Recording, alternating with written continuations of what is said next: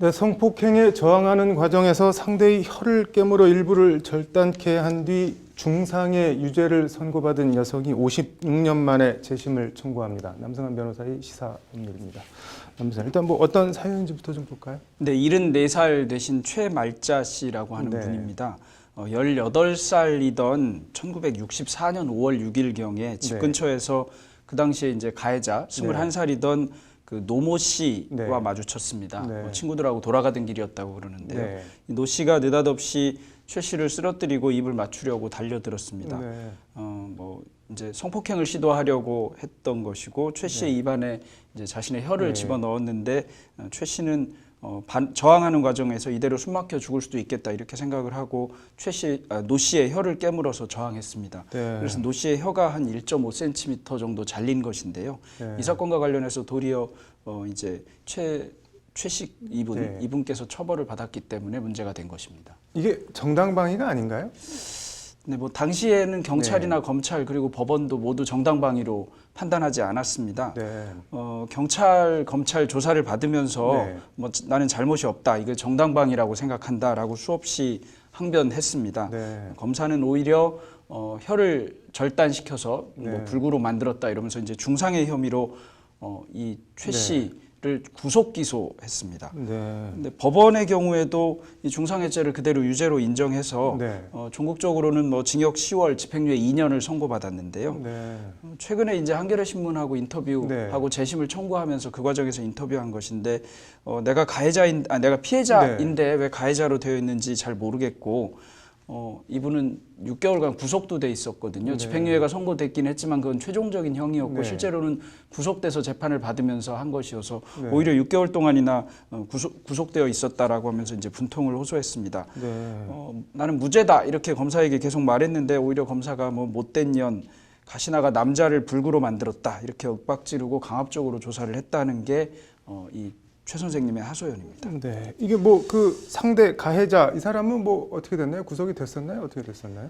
네, 이 사람은 우리가 일단 생각하기에 네. 뭐 성폭행 미수, 그러니까 네. 강간 미수가 인정될 것 같은데 강간 미수로 경찰이 조사를 해서 기소 의견으로 검찰에 올렸는데요. 검찰은 강간 미수에 대해서는 뭐 아예 기소 자체를 안 했습니다. 네. 근데 이 노 씨라는 네. 사람이 자기가 혀를 잘려서 억울하다 이러면서 오히려 친구들을 모아서 이 최 선생님의 집, 네. 최 선생님 구속돼 있었죠. 이 최 네. 선생님 집에 찾아가서 행패를 부리고 이제 이러고 막 칼을 꽂기도 하고 네. 이랬다는 것이거든요. 그래서 뭐 그거를 그냥 특수주거 침입으로만 기소하는데 그쳤습니다.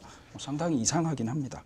이게 뭐 아무리 수십 년 전이라고 하지만 이게 뭐 어떻게 이런 일이 일어날 수가 있는지 잘 모르겠는데 뭐 재심을 청구한다고요? 네, 이제 이 네. 일이 있고 난 뒤에 이 최 선생님 같은 경우는 집에서 쫓겨나듯이 살았습니다. 네. 뭐 재판 과정에서도 드러나고 이러는데 좀 이해할 수 없는 것이 피해자, 그 네. 사건의 피해자는 이제 노 씨를 얘기합니다. 중상의 피해자와 뭐 결혼할 생각은 없느냐, 뭐 결혼하면 다 해결되는 일인데 이런 식의 얘기를 많이 들었고요. 심지어 네. 집에서도 그런 얘기를 듣다가 나중에는 결국 집안의 권유로 결혼을 했습니다. 네. 그리고 나서 아들을 낳은 지 얼마 안 돼서 이혼하고 나중에 이제 뭐 와이셔츠 공장, 뭐 노점상 이런 걸 전전하면서 홀로 밥벌이를 해왔고요. 네.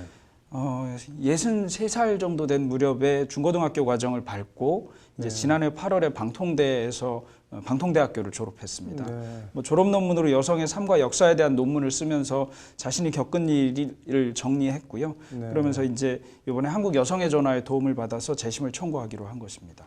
이게 뭐 재심 청구하면 어떻게 되는 건가요? 재심 청구 사유가 네. 사실은 그렇게 호락호락하게 만만한 사유는 아닙니다. 네. 재심 청구 사유는 크게 새로운 증거가 발견된 경우하고 네. 그다음에 뭐 잘못된 재판이 있었던 경우 같은 경우를 들 수 있는데요. 네. 이 경우에는 이제 뭐 수사 과정에서의 위법성이 발견된 경우 정도 말고는 재심 사유가 없습니다. 네. 그러니까 법리적으로 정당방위로 판단할 거를 정당방위가 아니라고 판단했다거나 이런 거는 지금 우리가 느끼기에는 가장 그게 네. 억울해 보이는데 그건 재심 사유가 아니거든요. 그러다 네. 보니까 수사 과정의 위법성을 따져야 되는데요.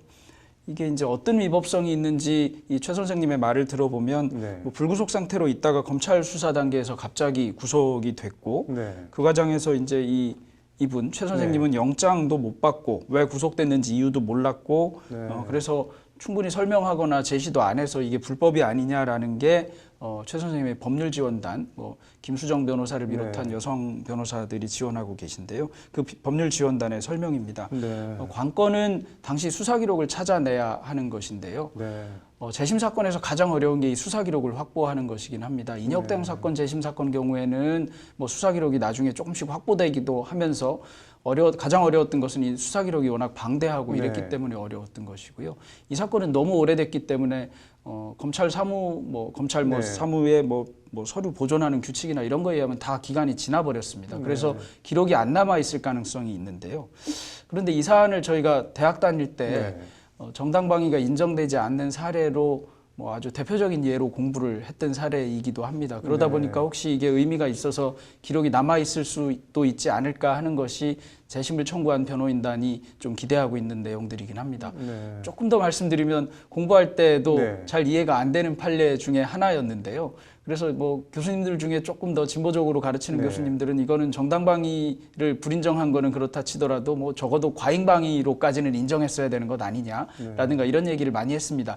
이 사례를 들면서 흔히 하는 얘기가 네. 정당방위에서의 그 방위 행위는 소극적이어야 한다, 피해야 된다, 뭐 이런 식의 얘기를 많이 들었는데 이건 그것에 배치되거든요. 그러다 보니까 정당방위로 인정 안 된 것인데 네. 바뀌어야 되는 판례 같습니다.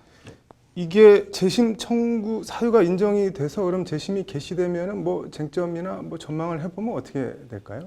이제 무죄를 다투는 것인데요. 네. 무죄를 다투면서 정당방위와 관련된 쟁점은 사실은 쟁점이 되기는 어려울 겁니다. 물론 네. 변호인단으로서는 정당방위도 주장하겠죠. 네. 그런데 지금 변호인단에서 나오는 얘기들을 조금 종합해 보면 네. 언론을 통해서만 종합한 거긴 하지만 수사 과정에서의 위법성을 주로 문제 삼고 있는 것 같습니다. 네. 수사 과정에서 위법하게 구속되고 위법한 증거가 있었다면 무죄가 선고돼야 되는데요. 네. 아까도 말씀드렸다시피 그러려면 수사 기록이 확보가 돼야 되는데 네. 재판은 확정되면 법원에 있던 기록이 검찰로 다 넘어가고 검찰에서는 일정 기간이 지나면 기록을 전부 폐기합니다. 그래서 네. 폐기되었을 가능성이 상당히 높아서 네. 그것이 가장 어렵지 않을까 싶고요. 기록이 공개되는 경우에도 기록이 혹시 남아있는 네. 경우에도 위법성을 이제 그 기록을 뒤져서 찾아내야 되는 뭐 현실적인 어려움이 있지 않을까 싶습니다. 이게 요즘도 이런 거 정당방위로 인정이 안 되나요? 더 사실은 이해하기 어려운 것은 네. 이 노 씨의 강간미수가 인정 안 됐다는 게 더 이해하기 어려운 네. 얘기죠. 요즘 같으면 이런 사안이 강간미수로 인정이 안 될 가능성이 없고요. 더더구나 뭐 저항하는 과정에서 혀를 깨물어야 했을 정도이니까 이 최 선생님 같은 경우는 분명히 상해도 입었을 것 같습니다. 네. 그러니까 미수인지 아닌지를 떠나서 이 노 씨는 강간치상 같은 것으로 처벌되었을 가능성이 높은데 네. 뭐 그거 자체를 인정 안 하던 시대이니까 정당방위는 더더구나 인정 안 한 것인데요. 요즘 네. 같으면 일단 노 씨가 강간치상으로 처벌받게 될 것 같고요. 네. 그렇게 되면 이 최 선생님의 그 정당방위 문제는 아무래도 좀 더 쉽게 인정되거나 네. 심지어 노 씨가 자기의 처벌 가능성을 좀 낮추기 위해서 소위 말하는 중상해 고소 같은 것을 하지 않거나 합의하거나 이렇게 될 가능성이 있습니다. 이 사안은 거꾸로 네. 오히려 최 선생님은 구속되고 노 씨는 불구속 상태에 있으니까 오히려 찾아와서 행패를 부리고 네. 행패를 부리고 나서도 합의를 한 것은 오히려 최 선생님의 부모였습니다. 최 선생님의 부모가 네. 자기 딸이 6개월간이나 구속되어 있고 하니까 오히려 노 씨한테 사정해 가면서 합의를 하게 되는 그런 억울한 사정이 생겼는데요. 처벌받은 거 말고도 그런 상황만 생각해도 억울한 일입니다. 그러니까 네. 정당방위가 됐건 강간이 됐건 이런 점과 관련해서 강간을 인정하는지 여부, 정당방위를 인정하는지 여부에 대해서는 확실히 개선되어야 하고 요즘 많이 나아지기는 했습니다만 여전히 바뀌어야 할 것은 많다고 생각합니다. 네, 말씀하신 대로 이건 좀 바뀌어야 될 것 같네요. 오늘 잘 들었습니다.